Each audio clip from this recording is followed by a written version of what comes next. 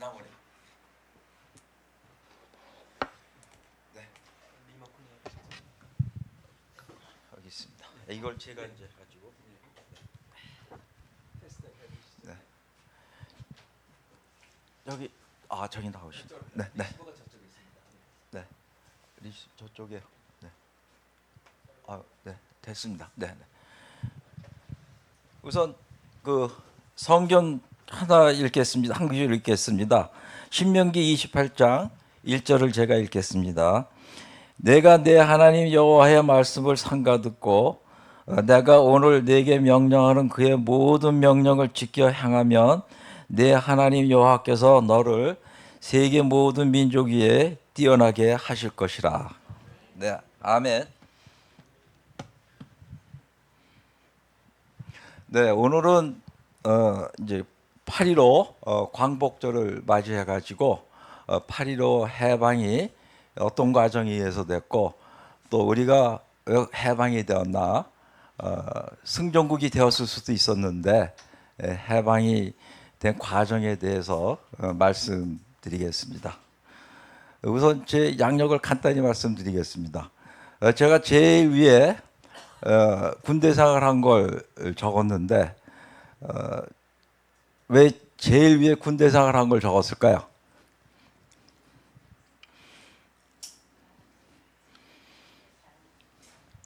그 밑에 제가 전공이 경영학이죠. 이 경영학이 군대에서 나왔기 때문에 그런 겁니다. 지금 현대 경영학이라는 것은 미국의 이제 기업 경영학인데, 미군이 2차 세계대전에서 승리를 한 군대입니다.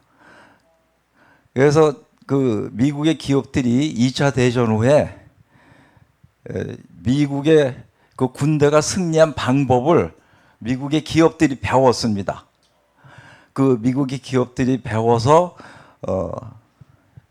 미국의 대학들이 그 기업들이 배운 것을 이론적으로 정리를 해놓은 것이 현대 경영학입니다. 그러면 기업들이 왜 군대 경영을 배웠을까요? 군대는 이겨야 됩니까? 져야 됩니까? 군대가 지면 어떻게 됩니까? 나라가 망하지 않습니까? 기업도 이겨야 됩니까? 져야 됩니까? 그래서 기업이 군대 경영을 배운 겁니다. 이기는 경영 방법을. 그래서 맨 위에 저는 군대 생활을 했다고 이제 쓴 것입니다. 네. 그래서 우리 지나가는 얘기로 말씀드리면 경영학 교수님들 중에 군대 안 갔다 온 교수님들도 계시고 군대 갔다 온 교수님들도 계시잖아요. 군대 갔다 온 교수님들이 따로 모이면 저 군대도 안 갔다 온 것들이 뭘 가리킨다고 그런다고 그러세요. 그런 얘기를 합니다. 그러니까 우리 기업에서 뭐 인사, 조직 관리, 그 다음에 그 물류, 특히 기업에서 물류를 굉장히 강조하지 않습니까? 그 물류는 군대의 완전히 병창 보급 체계입니다. 그걸 기업이 그대로 갖다 배운 겁니다. 군대 병창 보급 체계가 기업의 물류 체계보다 더 복잡하고 더 어렵죠. 그리고 이제 그 수송 방법이라든가 또 그 물자 관리 방법 이런 거 다 군대에서 배운 것이죠. 그 다음에 이제 강의로 들어가겠습니다. 이제 군대하고 관계가 되죠. 우리가 8월 15일 날 해방이 됐다고 그래서 이제 기쁜 날이라고들 이제 많이 그러는데, 사실 8월 15일 날 일본이 항복을 하고 우리가 해방이 됐다는 소식을 듣고 이승만 박사와 백범 김구 선생은 굉장한 슬픔에 잠겼습니다. 우리가 승전국이 돼야 되는데 이 해방이 돼서 이제 신생 독립국가라는 걸 시작하게 되겠구나 하고 굉장히 슬퍼하셨다고 그러죠. 우리가 해방이 됐기 때문에 이 국제사회에서 모든 특권이라든가 권리를 하나도 갖지 못했고, 우리를 지배하고 우리에게 많은 고통을 주었고, 또 위안부 문제라든가 여러 가지 문제가 있지 않습니까? 징용 문제라든가 그거를 우리가 일본을 전범 재판을 해서 처리를 했어야 되는데 우리가 승전국이 되지 못해서 미군이 일본을 전범 재판을 한 거죠. 그런 불리한 게 있습니다. 그리고 그 사진이라든가 이런 데 보면 8월 15일 날 태극기를 들고 나와서 우리 국민들이 함성을 지르고 이러는 것들이 있는데 사실 8월 15일 날은 일장기가 그대로 걸려 있었습니다. 태극기가 올라가지 못했습니다. 저게 그 사진이 이 조선 총독부 건물, 옛날의 중앙청 건물입니다. 그 9월 9일까지 일본 일장기가 그냥 걸려 있었습니다. 그리고 일장기가 내려간 것은 9월 9일 날 내려갔는데요. 9월 9일이 어떤 날이냐면 미군이 들어온 날입니다. 서울에. 서울에 미군이 들어와 가지고 일장기를 내리고 성조기를 올려고 그 오른쪽에 성조기가 올라가고 있죠? 우리 태극기는 올라가고 있습니까? 태극기는 그때도 못 올라갔습니다. 그건 왜 그러냐면 우리가 승전국이 아니고 해방이 됐기 때문에 우리 스스로 해방이 됐습니까? 우리 스스로 해방이 되지 못했죠. 미군이 해방을 시켜줬죠. 그러니까 미국이 어떤 나라입니까? 청교도 국가 아니에요? 그러니까 청교도 군대가 해방을 시켜준 것입니다. 그 조금 전에 제가 신명기 28장 1절을 읽었는데 세계에서 지금 가장 강한 나라가 어디입니까? 미국이죠. 미국이 세계에서 가장 하나님 예수님을 잘 믿는 나라이기 때문에 세계에서 가장 강한 나라로 하나님이 만들어 주신 것입니다. 사실 땅은 미국이 넓습니까? 소련이 넓습니까? 러시아가 넓습니까? 러시아가 더 넓죠. 네? 그럼에도 불구하고 미국이 세계 제일의 최강대국이 된 것은 하나님이 예수님을 제일 잘 믿기 때문에 이제 만들어 주신 것이죠. 그러니까 우리나라가 잘 되는 방법은 예수님 하나님 말씀에 순종하고 따르는 길밖에 없습니다. 그 미국이 어느 정도로 하나님 말씀을 잘 따르냐? 저는 어려서 그 한남동에서 살았습니다. 한남동 아시죠? 한남동에 제일 비싼 집 있는 동네가 나인하우스인가요? 나인하우스인가 그렇죠? 그 자리가 미군 부대 자리입니다.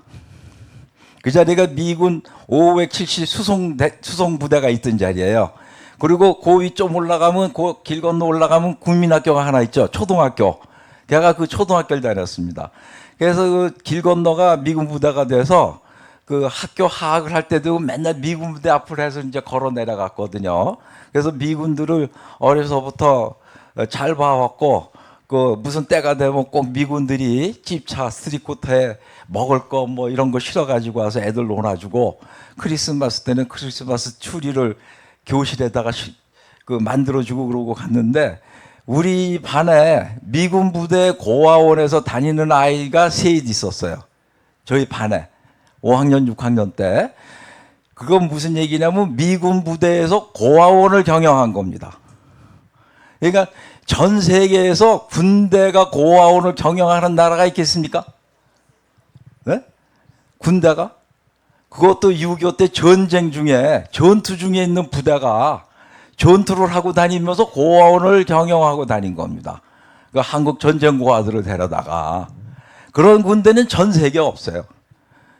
그러니까 하나님께서 고아를 어떻게 하라고 그랬습니까? 고아를 돌보라고 그랬잖아요. 그러니까 군대가 전쟁하는 군대가 고아를 돌보는 나라니까 하나님이 그 나라를 기뻐하시겠습니까? 안 기뻐하시겠습니까?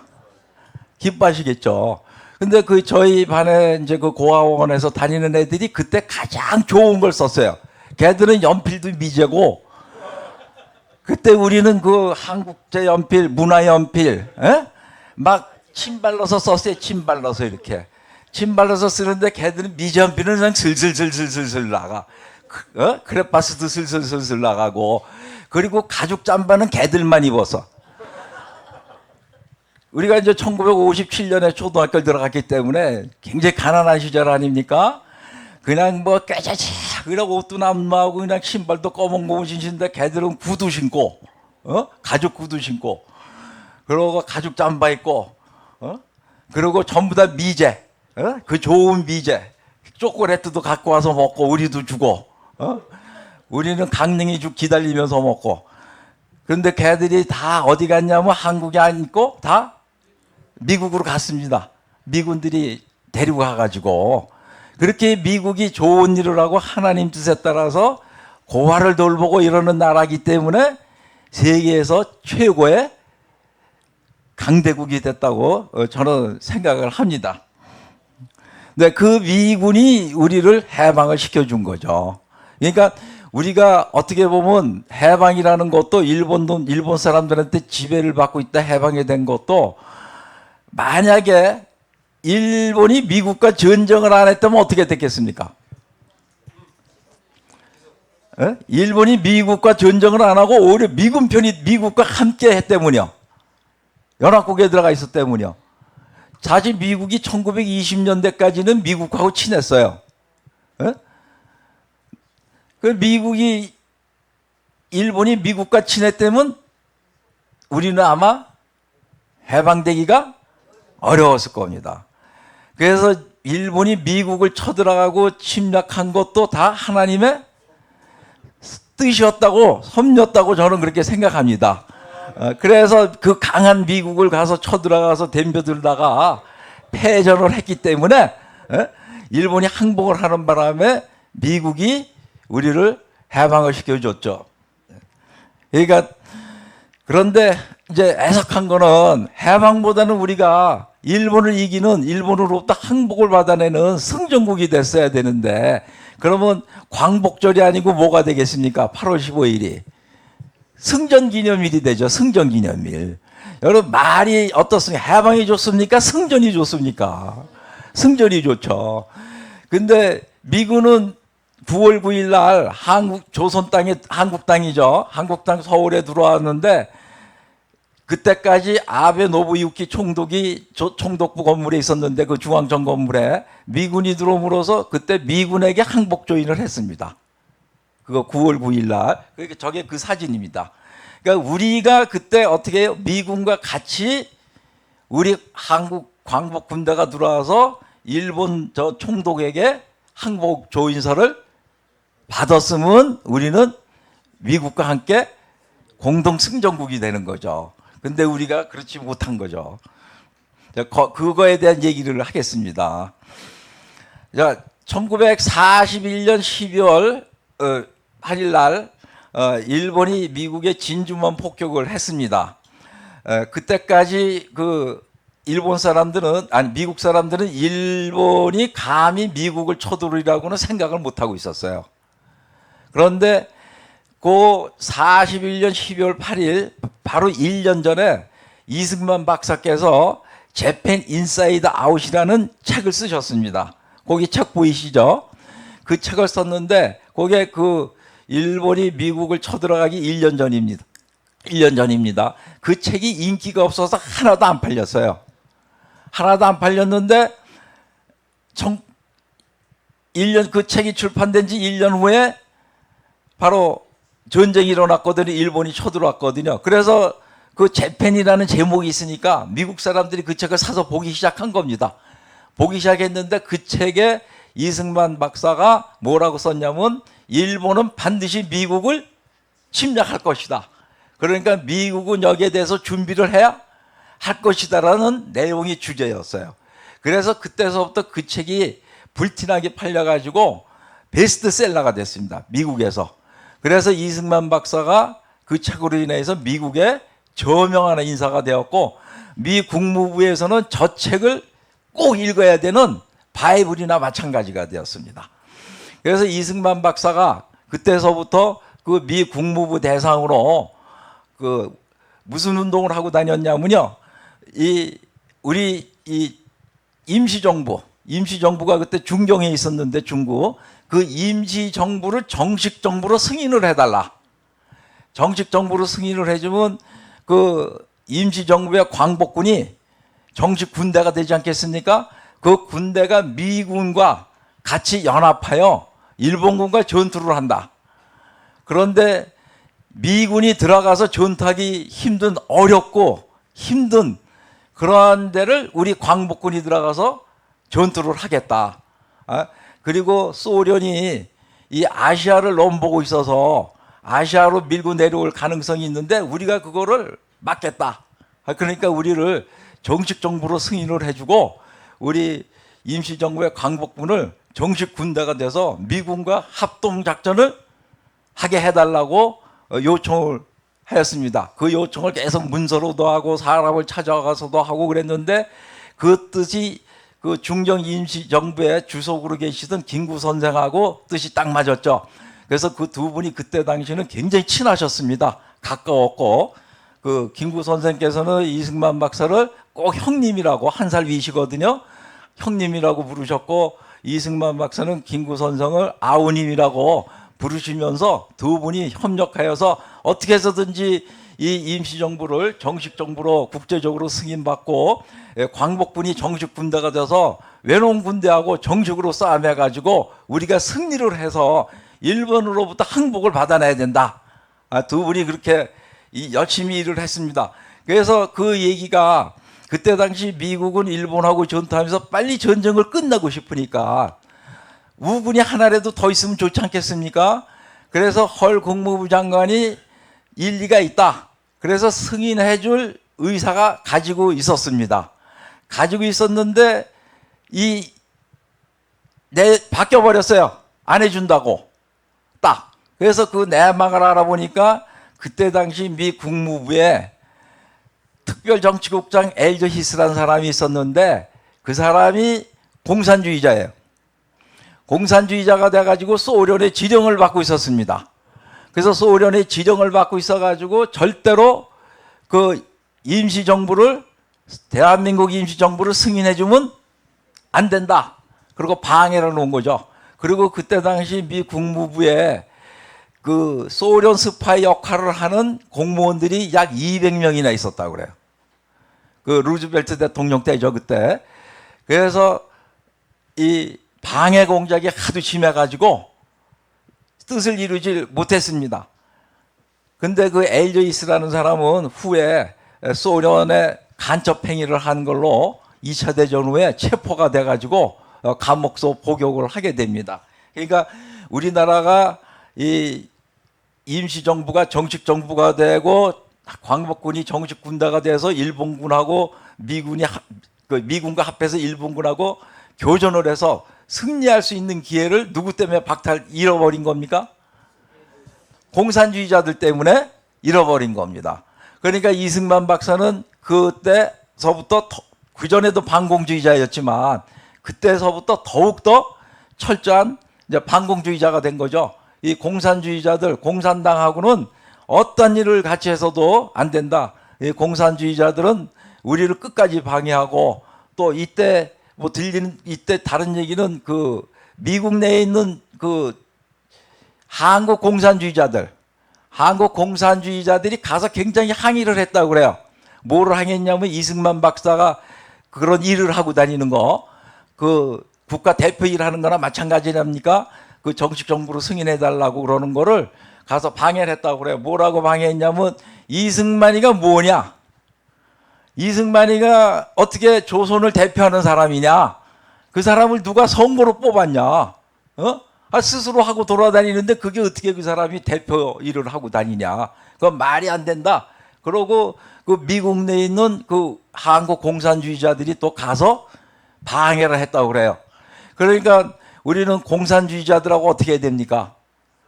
싸워야 되죠. 공산주의자들은 나라도 모르고 민족도 모르고 국민도 모르고 오로지 지네들 공산당만 아는 놈들이구나.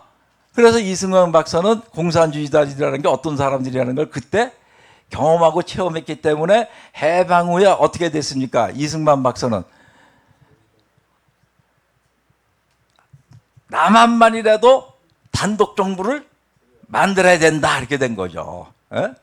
그런데 그 다른 많은 애국지사들이 그때 해방 후에 어떻게 생각을 했습니까? 해방이 됐는데 한 나라가 돼야 되지 않느냐. 그러니까 북한 공산주의자들하고도 어떻게 해요? 같이 타협을 해서 어떻게 해서든지 한 나라를 만들어야 된다, 이렇게 많은 생각들이 했고, 지금도 그런 생각하는 사람들이 많습니까? 안 많습니까? 많죠. 그렇게 되면 어떻게 됩니까? 이승만 박사는 공산주의자들의 계략이라든가 책략이라든가 그 숨은 뜻을 잘 알고 있으니까 그렇게 되면 나라 전체가 이 한반도 전체가 공산주의가 되기 때문에 절대로 안 된다. 남한만이라도 단독 정부를 만들어서 자유대한민국으로 출발시켜야 된다는 게 이때 처절하게 경험을 하셨기 때문에 더욱더 강렬한 그런 마음을 갖고 계셨던 겁니다. 자, 여기에 사진이 이 얄타 회담 때 사진입니다. 1945년 2월. 얄타 회담의 결과로 인해서 남북이 분단이 되는 거거든요. 요 가운데 앉으신 분이 루즈벨트 대통령이에요. 그 바로 뒤에 동그라미 쳤죠? 그 동그라미 친 사람이 엘저 히스입니다. 조금 전에 얘기한 미 국무부 특별 정치국장, 그 소련 간첩, 미국 사람인데 소련 간첩입니다. 그 사람이 얄타 회담까지 쫓아가가지고 그 루즈벨트 대통령을 모사한 겁니다. 이 남북을 갈라서 북쪽은 소련이 관리를 하게 된다고. 그래서 우리가 남북이 갈린 거죠. 그 우측의 사진은 엘저 히스가 그 1948년 미 하원에서 반미 스파이 행위한 거에 대해서 조사받고 있는 겁니다. 의회에서. 그리고 이제 유죄가 확정이 돼가지고 징역 생활을 하죠. 이 엘저 히스라는 사람은요, 그 원래 공산주의자가 아니었습니다. 공산주의자가 아니고 그 하버드 대학교 로스쿨을 나온 수재예요. 변호사입니다. 근데 연애를 공산주의자 여자하고 연애했어요. 빨갱이 여자하고 연애를 해가지고 그 여자에게 물들어가지고 자기도 빨개졌습니다. 그래가지고 공산주의자가 돼가지고 소련 간첩이 된 겁니다. 그러니까 우리가 연애를 해도 공산주의자하고 연애하면 절대로 안 되는 겁니다. 그러니까 이거 공산주의자하고 가까이 하면 안 돼요. 이 공산주의자를 전도도 하면 안 됩니다. 왜냐하면 공산주의자 전도를 하다가 까딱하면 내가 빨개져요. 그들은 수단 방법을 안 가리기 때문에 정말 내가 성령에 그냥 완전히 사도 바울처럼 충만하고 이럴 때는 괜찮은데 그냥 어설프게 접근했다가는 오히려 내가 빨개진다고요. 전도하기는커녕. 그래서 굉장히 위험한 겁니다. 왜냐하면 공산주의자들은 계속 훈련을 받거든요. 교육을 받고 누구든지 공산주의자로 만드는 거에 대해서. 자, 근데 이제 우리가 또 한 가지 알아야 될 거는요. 이 이승만 대통령이 이제 군대를 움직여야 되지 않습니까? 우리 광복군이 미군과 합동 작전을 해야 되잖아요. 그걸 하기 위해 가지고 그 미국의 OSS를 만드신 그 OSS가 지금의 CIA입니다. 저게 이제 오피스 오브 스트레티직 서비스인데요. 이게 이제 첩보국이죠. 그 미 첩보국의 그 창설자 도노번 소장을 교섭을 해가지고 미국의 그 첩보 부대하고 우리 광복군하고 합동을 해가지고 한국에 있는 대도시로 진격해 들어갑시다. 그래가지고 일본군을 제압을 합시다 하는 그런 작전을 구상을 합니다. 그게 이제 독수리 작전입니다. 그래서 그 도노반 소장이 이승만 박사의 설득을 받고 그 중국에 그때 가 있었는데 그분이 중국 미국을 왔다 갔다 했거든요. 중국에서 그 중정에서 백범 선생을 만납니다. 그래서 백범 선생하고 같이 그 광복군하고 이 OSS가 어떻게 합동 작전을 하는가 계획을 세우기 시작합니다. 그래서 1944년 말서부터 그 OSS가 주관이 돼가지고 광복군 그 병사들 중에 한 100여 명을 차출을 해가지고 특공 훈련을 시킵니다. 서울 침투 훈련을. 그게 이제 독수리 작전입니다. 그래서 1945년 4월 그 광복군 그 특공대하고 OSS가 서울을 어떻게 진격해 들어가는가 그걸 하고 거기에 관한 훈련이 승인이 떨어졌어요. 그리고 8월 9일에는 45년 8월 9일이니까 해방되기 일주일 전이죠. 해방되기 일주일 전에는 그 OSS의 그 책임자 도노반 장군이 8월 18일 날 OSS하고 광복군이 서울로 진격해 들어가 가지고 일본군을 제압하고 항복을 받아낸다. 이게 8월 18일이었습니다. 작전일이. 그런데 어떻게 됐습니까? 15일 날 해방이 돼 버렸죠. 그래가지고 3일 차로 이게 무산이 돼 버렸습니다. 근데 3일 그리고 일본은 8월 15일 날 해방을 했지만 그 항복 의사는 8월 10일 날 전달했다고 그래요. 그러니까 아마 그 도노반 장군은 8월 10일이나 12일쯤에 아마 그 미 국방부로부터 그걸 작전 취소하라고 명령을 받았을 걸로 저는 생각을 합니다. 그래서 그 독수리 작전에 대한 개요를 말씀드리겠습니다. 이게 독수리 작전의 개요입니다.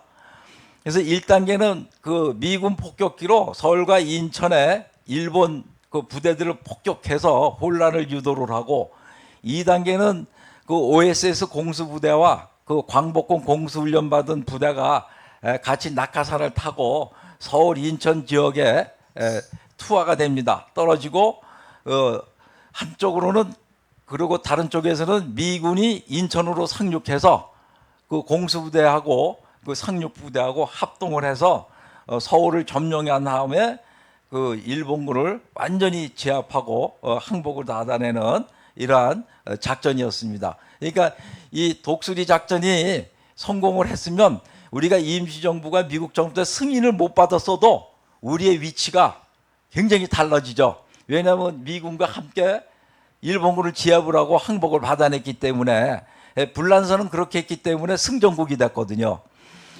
근데 이게 아깝게도 우리가 애석하게도 이걸 이제 놓쳐서 우리가 어떻게 됐습니까? 일본군에 대해서 아무것도 하지를 못하고 그냥 해방이 돼버린 겁니다. 애석하게. 이게 사진입니다. 그 독수리 작전 그 요원들 미군하고 광복군하고 사진. 네, 그리고 그때 그 훈련 받은 분이 이제 장준하 선생하고 옛날에 고려대학교 총장하신 김준혁 총장님도 그 부대원 중에 하나로 계셨죠. 자, 여기 이제 백범 선생하고 그 도노반 장군하고 같이 찍은 사진입니다. 자, 그러면 그 프랑스는 어떻게 해서 승전국이 됐나? 그 1940년 6월 프랑스는 독일에 항복을 했습니다. 히틀러 부대에 항복을 해서 독일 통치하러 들어갑니다. 그러니까 독일은 이때 벌써 뭐예요?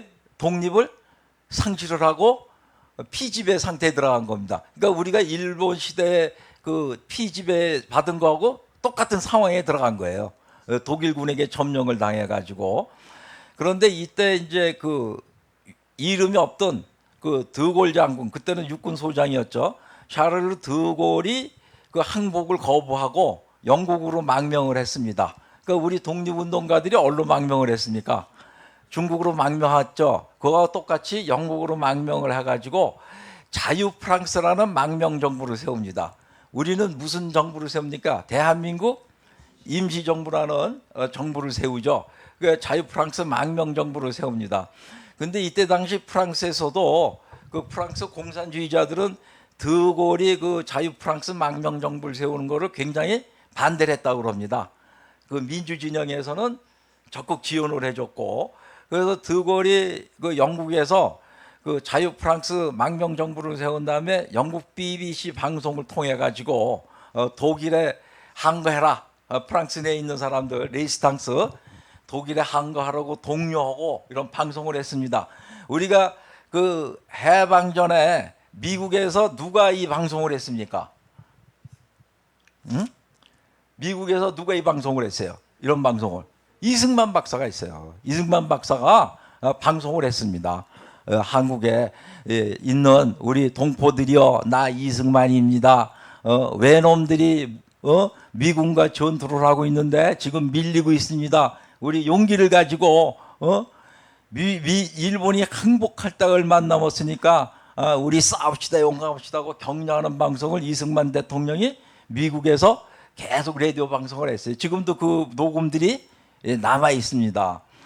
그 이승만 박사가 안 계셨으므로 사실 우리가 해방되고 나서도 이 자유 대한민국이라는 나라가 건국되기가 어려웠습니다. 왜냐하면 이승만 대통령이 아니었으면 그때 아마 남북하고 같이 하나로 되자 이러는 새가 우세해가지고 그 북한 공산당들의 계략에 속아 넘어가서 아마 우리가 다 남북한이 다 빨개지는 공산당 국가가 되었을 것이라고 저는 확신을 합니다. 그래서 드골이 그 BBC 방송을 통해 가지고 이제 독려를 했죠. 그런데 이 프랑스는 우리하고 이제 달리 이 북아프리카의 식민지를 가지고 있었죠. 그 드골이 그 북아프리카의 그 식민지 튀니지아라든가 알제리아 이런데 그런 데에서 그 저항병력들을 모았습니다. 거기서. 근데 거기는 독일군이 그 북아프리카로 쳐들어가 가지고 그 독일에 대해서 굉장히 반감이 심했거든요. 그 북아프리카 사람들이. 그래서 거기서 군대를 형성을 할 수가 있었죠. 그 군대를 형성해 가지고 그 독일군하고 이제 싸움을 하기 시작한 겁니다. 그때 영국은 프랑스를 인정을 했어요. 망명정부로 자유 프랑스를 망명정부를 정식 정부로 정식 국가로 인정을 했는데 미국은 인정하지 않았습니다. 그때까지. 미국은 뭘로 인정했냐면 그냥 저항단체다. 저항단체다 이렇게 인정을 했습니다. 근데 1943년에 그 프랑스가 그 알제리, 모로코, 그 튀니지 이런 등에서 거기 원주민들하고 거기 있던 프랑스 사람들, 그 프랑스 사람들도 있지 않겠습니까? 그 사람들을 막아가지고 그 일개 사단을 창설합니다. 그래서 제2기갑사단을 창설하고 그 사단장에 르클레르 장군이 취임을 하게 되죠. 근데 이 부대가 1944년 6월 그 연합군이 노르망디 상륙 작전할 때 같이 상륙을 합니다.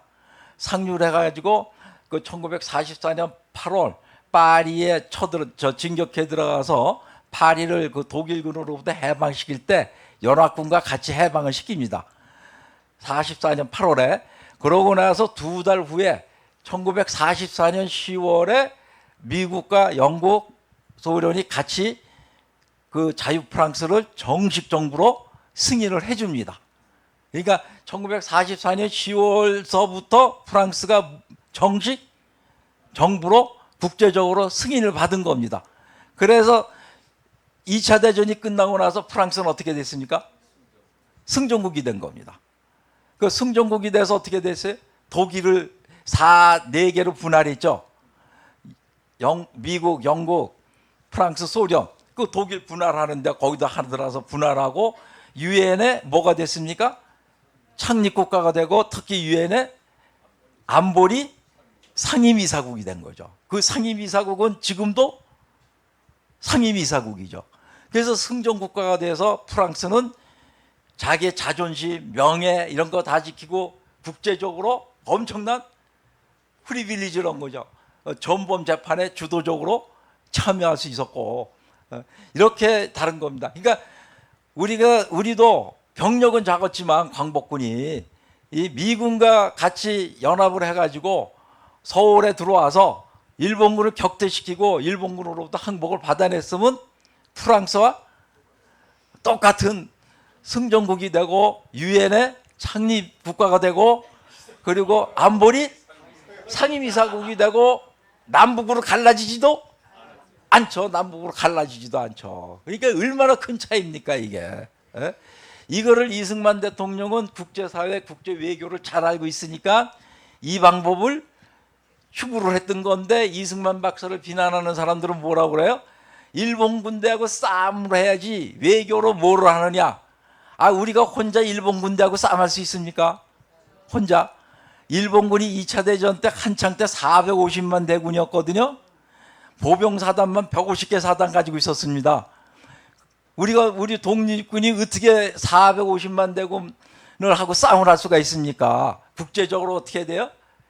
국제적인 힘을 빌려서 그 힘과 같이 우리가 합동을 해서 일본군을 제압을 해야죠. 그거를 가장 잘 알았던 분이 이승만 박사였고 그거를 따랐던 분이 누굽니까? 백범 선생이 따랐던 겁니다. 근데 많은 좌파들이 백범 선생이 좌파인 것처럼 이용을 하는데 백범 선생은 좌파가 아니에요. 우파입니다. 우파고 백범 선생은 자본주의가입니다. 단 나라가 갈라져서 되겠느냐. 한 나라로 독립이 돼야지. 그 민족적 열정이 너무나 강했기 때문에 어떻게 해서든지 북한하고 같이 합해서 통일국가를 하려고 그랬던 거지.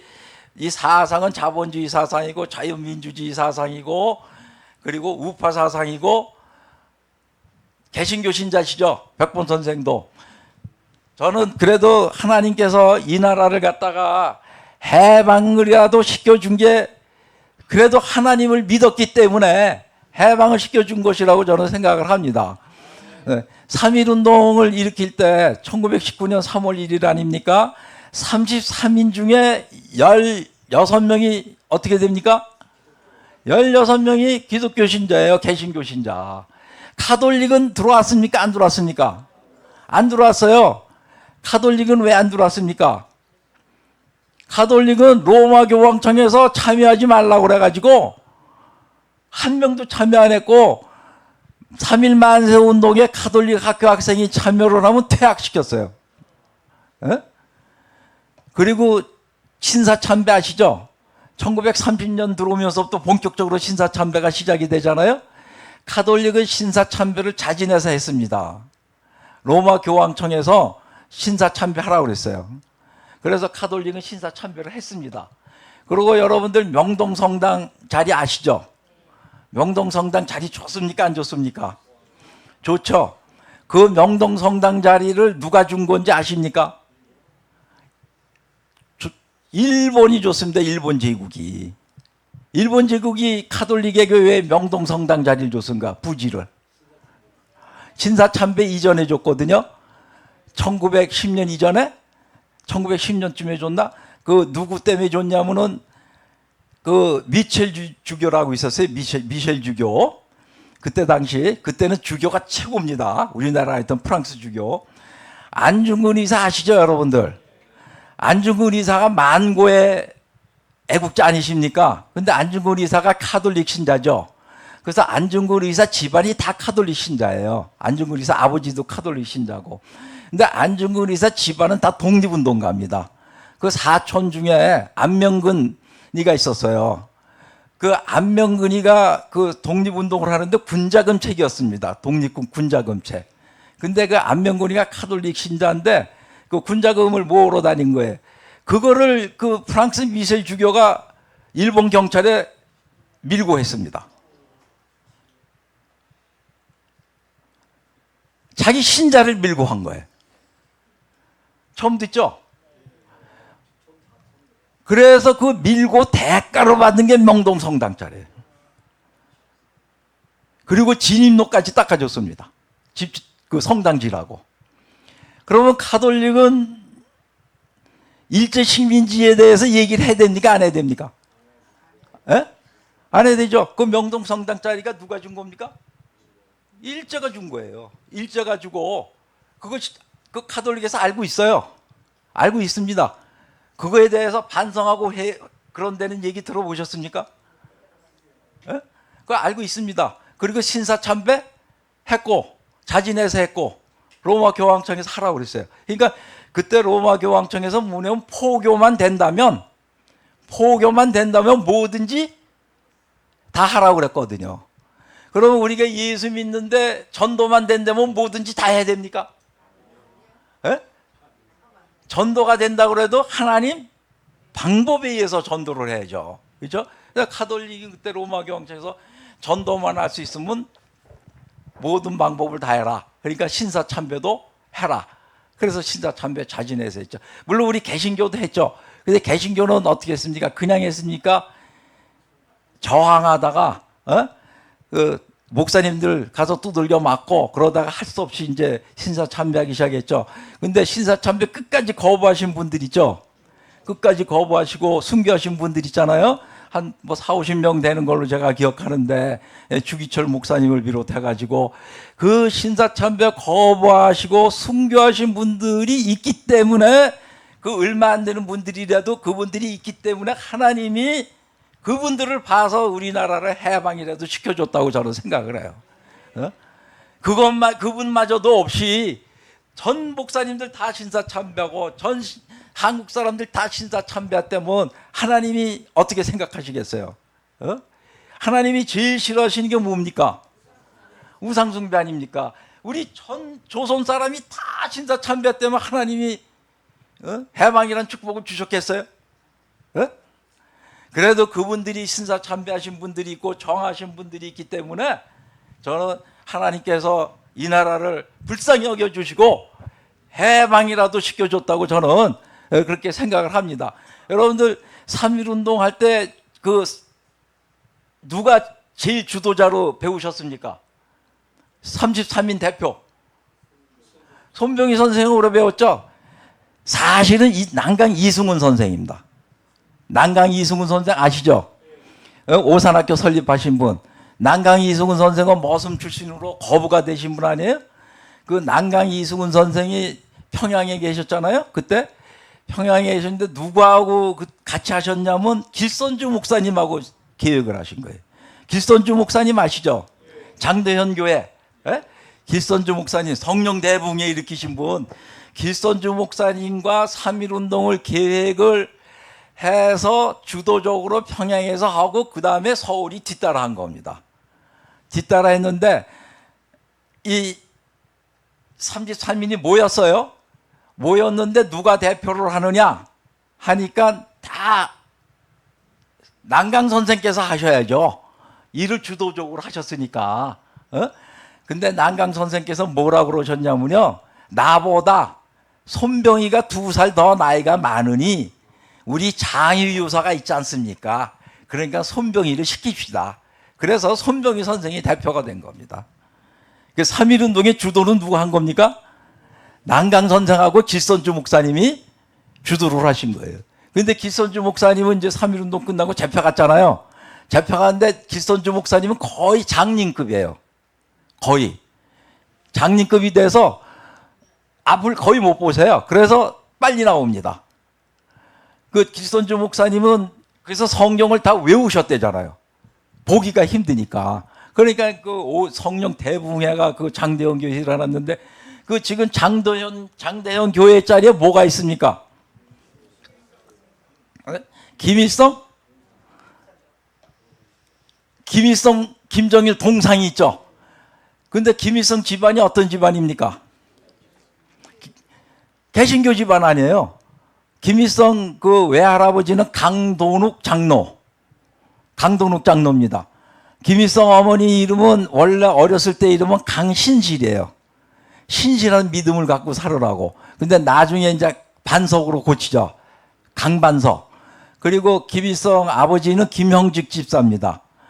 김일성 아버지하고 누구하고 친구냐면 손정도 목사님하고 선후배간이에요. 숭실학교. 그러니까 손정도 목사님 아시죠? 정동감리교회 담임 목사도 하시고 그래서 그 김일성 아버지가 그 공산당들한테 죽습니다. 김일성 아버지는. 김일성은 아버지는 공산당을 싫어하신 분이에요. 싫어해서 그 독립운동도 좀 했고 사실. 그래서 평양에서 만주로 이사를 갑니다. 만주를 이사 가면서 살 때 언제 어떻게 될지 모르니까 그 가족들한테 얘기를 해요. 니네들이 내가 없어지면 손정도 목사님 집에 가서 의탁을 하라고. 근데 김일성 아버지가 그 만주에 가서 무허가 약장사를 하는데 무허가 약장사를 하는데 거기 그 만주에는 그 팔로공 공산당들이 많지 않습니까? 그놈들이 와가지고 약을 달라고 그러면 약을 안 줬어요. 나는 공산당에게는 약을 안 판다. 그래가지고 공산당이 죽입니다.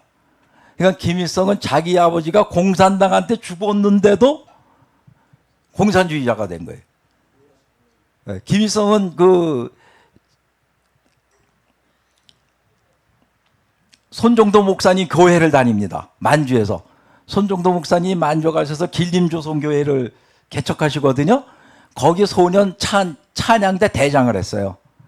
소년 찬양대 대장을 했는데 그 중국에 있는 그 육림고등학교라고 그 중국 애들이 다니는 고등학교를 다녀요. 근데 거기 다니면서 거기에 공산주의 서클에 들어가가지고 그때서부터 공산주의자가 됩니다. 그 공산주의자가 돼서 그 중국의 장장님 부대 붙잡혀가서 죽게 되는데 장장님 부대 우파니까 그때 손정도 목사님 거기 장교 고급 장교를 알아서 거기 가서 빼내옵니다. 빼내와서 김일성이를 살려주죠. 그래서 김일성이 자서전에 그 손정도 목사님이 자기 생명의 은인이라고 그 지금도 써 있어요. 그 자서전에. 그래서 풀려나와서 살아나죠. 살아나는데 김일성은 그 공산주의 이론을 배우면서 어떻게 하면 권력을 쟁취하나 이것만 연구하고 배운 거예요. 그래가지고 그 전부 다 같은 공산주의자들 다 숙청하고 최고의 우두머리가 되는 거죠. 그러니까 우리가 김일성을 보더라도 까딱하면 어떻게 됩니까? 까딱 한 눈을 팔면 자기 외할아버지가 강도록 목사예요. 강도록 장로입니다. 강도록 장로. 그 평양에 가면 교회가 두 개 있거든요. 칠골교회가 있고 봉수교회가 있습니다. 아시죠? 그 칠골교회가 김일성 외할아버지가 세운 교회예요. 그래서 김일성이가 북한에 있는 교회 다 때려 부실 때 그거는 자기 외할아버지가 만든 교회라고 남겨놓은 겁니다. 그리고 봉수교회는 폼으로 공산당이 만들어 놓은 교회고 그렇게 두 개뿐이 없죠. 그리고 그 강도록 장로의 사촌 동생인가 그러니까 강량욱 목사예요. 강량욱 목사. 그래서 그 일본 와세다대 나오고 조선 예수교 장로의 신학대학 지금은 저 광나라에 있는 장신대죠. 거기 출신이 되고 목사고 그랬거든요. 그 강량욱 목사가 그 북한의 주체 사상 만들 때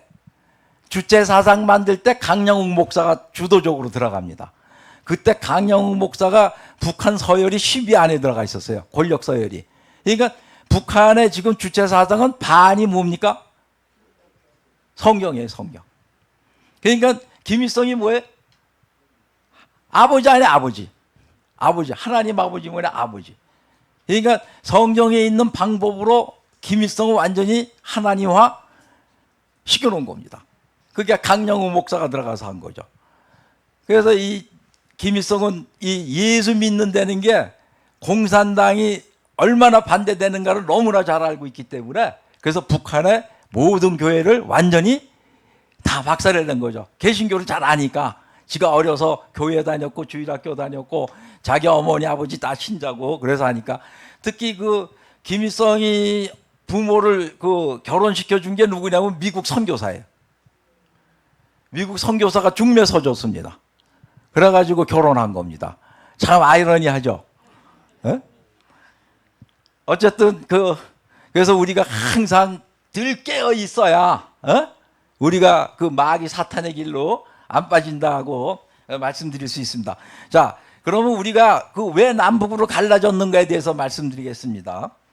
이 루즈벨트 대통령이 2차 대전을 할 때 미국 대통령이었죠. 근데 이분이 굉장히 몸이 약해요. 귀족적이지만 몸이 약한데 특히 1944년 들어서는 아주 몸이 굉장히 쇠약해졌습니다. 그리고 1945년에 이제 얄타 회담을 하는 거죠. 그 2차 대전이 끝난 후에 어떻게 전쟁 후에 처리를 하나. 여기 세 명이 이제 모이는 겁니다. 루즈벨트하고 스탈린하고 영국의 처칠 수상이 모이는데 이 원래 런던에서 회의를 하게 돼 있었어요. 런던에서 회의를 하게 돼 있었는데 이 스탈린이 자꾸 흑해가 그때 당시 소련 아닙니까? 그 소련 흑해연안에 얄타로 와라. 크리미아 반도에. 거기는 제정 러시아에 멋있는 궁전이 있고 그러니까 거기서 회의를 하자고 자꾸 집요하게 그러는데 그게 누가 스탈린을 코치하고 있는 거냐면 엘저이스입니다. 아까 얘기한 엘저이스 있죠? 엘저이스가 스탈린에게 그렇게 루즈벨트를 꼬셔라. 그리고 루즈벨트에게는 글로 갑시다. 이왕 가는 거 멋있는 데 가서 회담 하시는 게 어떠냐고 루즈벨트 꼬셔서 런던이 취소가 되고 흑해 얄타 쪽으로 회담 장소가 잡혀서 그게 얄타 회담이 되는 겁니다. 런던 회담이 될 게. 근데 그때 당시 루즈벨트 대통령이 혈압이 200을 왔다 갔다 했어요. 그때 혈압약이라는 것도 신통하지 않을 시대에 혈압약이 200이 왔다 갔다 하니까 어떻겠습니까? 몸이. 제정신이겠어요? 근데 워싱턴에서 런던까지 가면은 비행기 한 번 타면 되잖아요? 얄타까지 가려면 런던에 갔다가 또 어디로 가야 돼요? 중앙아시아 쪽으로 지금 우크라이나 쪽 방향 아닙니까? 그쪽으로 또 비행기 타고 들어가니까 혈압이 200이 왔다 갔다 하는 사람이 그 장거리 비행을 하고 나서 얄타에 도착을 하니까 어떻게 됩니까? 완전히 뻗었어요. 정신이 없어요. 제정신이 아니에요. 막. 여러분들 혈압이 200이 왔다 갔다 하면 제정신이겠습니까? 그때 당시에 약도 제대로 없는데. 그래서 회담을 하는데 스탈린이 시간을 막 끄는 거야. 거기다가 시간을 그걸 알고 LJ스한테 다 정보를 듣잖아요. 지금 루즈벨트가 정신 상태가 어떻다, 건강 상태가 어떻다. 그냥 시간을 끄는 거야. 루즈벨트는 빨리 회담을 끝내고 미국으로 가고 싶은데 스탈린이 궁정 구경 시켜준다고 막 돌리고 이리 돌리고 시간을 끄니까 루즈벨트가 막 기진맥진해서 다 죽어가는 거예요. 다 죽어갈 때 회담이 시작이 된 겁니다. 회담이 시작이 되니까 스탈린이 주장하는 대로 예스 예스 예스 예스 정신이 없어요. 정신이. 그리고 그 뒤에 아까 사진 보셨죠? LJS가 그 뒤에 있죠? 바로 뒤에 있습니까? 안 있습니까? 뒤에 있어가지고 카카 그렇게 하십시오. 카카 그렇게 하십시오. 그러니까 스탈린 뜻대로 완전히 뭐예요? 회담이 돌아가는데 영국 처칠 수상은 화가 나가지고 이 양반이 미쳤나? 저 돼지 같은 놈 말을 다 듣고 말이야. 근데 뭐 어떻게 해요? 둘이 그냥 합의를 잡고 하니까 거기서 어떻게 된 겁니까? 엘저이스가 뭐를 얘기를 했냐면 루즈벨트 대통령한테 소련군이 일본군을 쳐들어가게 부탁을 하십시오 그런 거예요.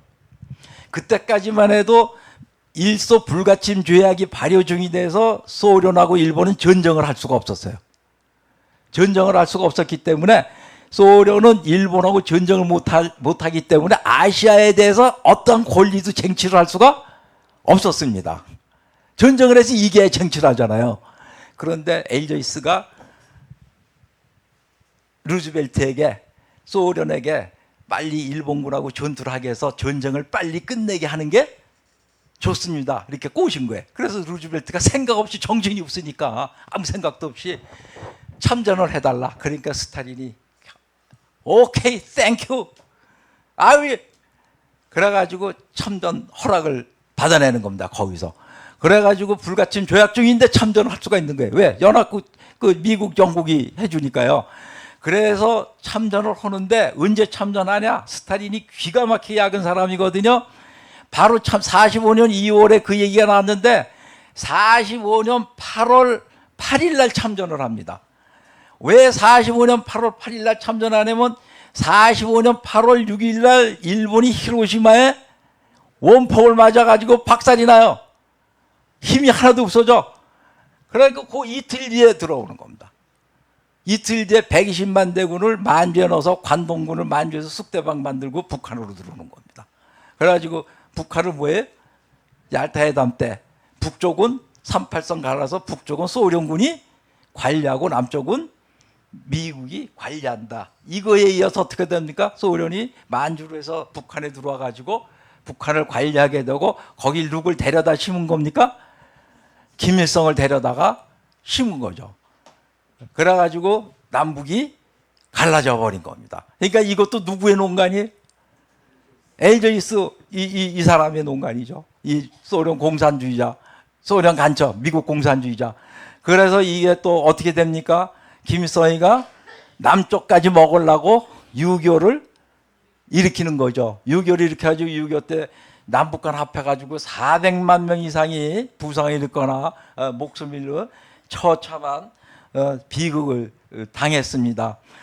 그런데 여러분들 그 백범 선생에 대해서 이제 여러 가지 얘기가 많은데 백범 선생은 절대 좌파가 아닙니다. 백범 선생은 우파고 좌파들이 이용하는 거예요. 그리고 그 김구 선생 아시죠? 암살. 김구 선생 암살을 그 좌파들이 이승만이 시켰다고 그러는데 그건 완전히 날조입니다. 아닙니다. 이 백범 선생하고 김구 선생은요, 그 천안 밑에 병천 내려가면 독립기념관 있죠?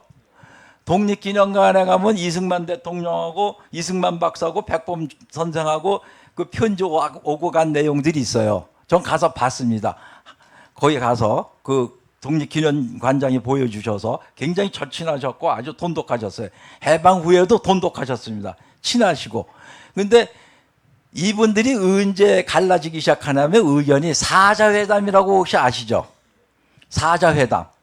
사자회담 때 갈라집니다. 그러니까 남한만의 단독 정부가 생기기 바로 전에 그 남쪽에서는 김구 선생, 김규식 선생이 대표가 되고 북한에서는 김두봉하고 김일성이가 대표가 돼서 평양에서 네 김씨가 네 김이 모여서 하는 일을 사김회담이라고 그래요.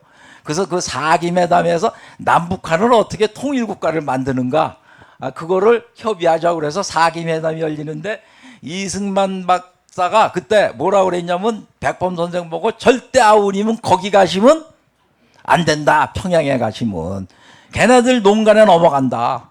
당한다. 이용당한다. 절대 가시면 안 된다 그러는데 김구 선생이 가셨잖아요. 김규식 선생하고 가셨는데 가서 얻어온 건 하나도 없죠. 갔다가 그냥 오기만 했죠. 오기만 했는데 김일성은 엄청난 수확을 얻은 겁니다. 무슨 수확을 얻었을까요? 김일성은요 그때 당시 35, 36이에요. 나이가. 무명 청년입니다. 소련군이 그냥 소련군 대의 만들어가지고 갖다 박아놓은 거예요. 우리 한국 사람들이 몰라요. 김일성이가 누군지. 모르는 무명 청년이 그냥 권력을 소련군이 줘서 잡아온 거예요. 그러니까 지명도를 높여야 되는데 김구가 평양에 나를 만나러 왔다야. 김구가. 그때 당시 김구는 어떤 분입니까? 이승만 박사고 쌍벽을 이루는 독립운동가 아니에요. 민족의 최고의 지도자고. 그 민족의 최고의 지도자가 누구 만나러 와요? 김일성을 만나러 왔다. 그러가서 회의를 했다. 그걸로 김일성은 그 자리에서 무슨 급이 된 겁니까? 김구 선생급이 된 겁니다.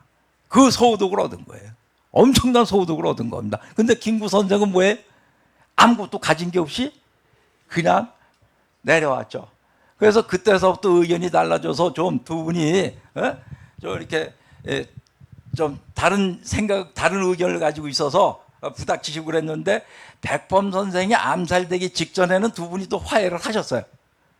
화해를 하셔가지고 아무 이상이 없었습니다. 그러니까 이승만 쪽에서 이승만 대통령이 백범 저격을 지시했다는 건 날강도 지시입니다. 그건 날보랍니다. 그때 당시 포병사령관 장은산의 지시고 그 장은산 위에는 이제 신성무 국방부 장관 아닌가 하는데 그것도 아직 확실하지는 않습니다. 이것까지는 확실해요. 당시 포병사령관 장은산 중령 그 저격한 사람이 누굽니까? 안두희 소위죠. 안두희가 포병 소위거든요. 그렇게까지만 돼 있습니다. 그러니까 우리가 지금 많이 잘못 알려져 있는 것들이 많이 있습니다. 어쨌든 그 공산주의자들 때문에 우리가 승전국이 되지 못하고 해방이 됐고 또 해방이 되면서 남북이 갈라지는 분단 국가의 슬픔을 안게 되었죠. 그리고 거기다 또 어떻게 됐습니까? 6.25 전쟁이라는 거 또 누가 일으켰습니까? 북한이 일으켰죠. 북한 공산당이. 그 북한 공산당이 일으킬 때 그 소련에 가가지고 스탈린에게 전쟁 승낙을 받아냈죠. 전쟁할 테니까 도와달라고. 그 전쟁 승낙을 받으러 갈 때 간 사람 중에 유명한 사람 하나를 제가 말씀드릴게요. 김일성하고 같이. 홍명희입니다. 홍명희 아세요? 그 인꺽정 쓴 홍명희. 그 홍명희가 사기회담할 때 홍명희는 충북 괴산 사람이에요. 사기회담할 때 백범 선생과 김규집 선생과 같이 올라가요. 평양에 같이 올라갔다가 안 내려옵니다. 거기 눌러 앉습니다. 눌러 앉아가지고 북한에 남습니다. 북한에 남아가지고 거기서 부수상까지 해요. 하는데 그 김일성이가 소련에 가서 스탈린에게 전쟁 요청을 하는데 전쟁하겠다고 거기 갑니다. 거기 가가지고 그 전쟁 요청 요원으로 홍명희 가서 갑니다. 그러니까 홍명희는 어떤 사람이에요?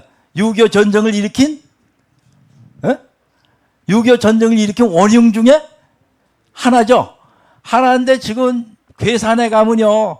홍명희 생일날 가면 그냥 문인들이 수백 명이 모여가지고 홍명희 뭐 기념 뭐 하고 막 그렇습니다.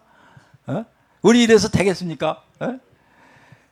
그래서 우리가 아직도 이 지금 남쪽에 많은 그 적색 분자들이 있어가지고 우리 자유 대한민국을 방해하고 있습니다. 그래서 우리는 항상 게을리지 말고 경계를 하고 살아야 된다. 이렇게 지금 생각합니다. 그러니까 우리는 아까 말씀드린 바와 같이 하나님 열심히 믿고 하나님께 순종하는 나라가 돼서 미국과 같은 나라도 부자고 군대도 강한 나라가 돼야 되겠습니다. 네, 그래서 하나님께 축복받는 나라, 하나님께서 계속 축복의 번영을 받는 나라가 되도록 기도하도록 하겠습니다. 네, 기도하겠습니다. 아버지 하나님 감사합니다. 이 못난 저를 이 자리에 세워주셔서 하나님 아버지의 메시지를 전달하게 해주셔서 정말 감사합니다. 아버지 하나님, 모든 감사 영광을 아버지 하나님께 바칩니다. 아버지 하나님, 이 자유 대한민국이 하나님 아버지께서 주신 축복입니다. 근데 이 축복의 나라가 지금 좌파 사회주의자로 인해서 자꾸 병들어가고 있습니다. 아버지 하나님, 이 자유 대한민국이 좌파 사회주의가 되지 말게 하오 주시옵소서. 아버지 하나님, 정치하는 지도자들이 자기의 권력을 탐하지 말고 오로지 아버지 하나님께 순종하는 사람들이 되게 하여 주시고, 이 나라가 아버지 하나님께 순종하여 아버지 하나님께 계속 축복받는 축복의 나라가 되게 하여 주셨기를 간절히 바라고 원합니다. 아버지 하나님, 우리나라 국민들이 하나님께 감사하는 마음을 주시옵소서. 아버지 하나님, 이 나라가 1950년 60년만 해도 찢어지게 가난하여서 하루 세 끼 밥을 못 먹고 신발을 제대로 못 신고 겨울에 옷을 제대로 못 입고 연탄가스에 중독해서 죽어가는 나라였습니다. 그런 이 나라가 지금 선진국이 되어서 이렇게 잘 살게 되었습니다. 그게 우리의 힘이 아니고 아버지 하나님께서 주신 축복이니 아버지 하나님 그것을 깨닫고 감사하는 대한민국 국민이 되게 하여 주시옵소서. 그리고 아버지 하나님, 우리 국가와 대한민국 국민이 아버지 하나님께 충성하고 아버지 하나님 찬송하며 아버지 하나님께 영광을 바치는 나라가 되어서 이 나라가 무궁발전하게 하여 주셨기를 간절히 바라고 원하며 이 모든 말씀 우리 주 예수 그리스도 이름으로 기도드렸습니다. 네.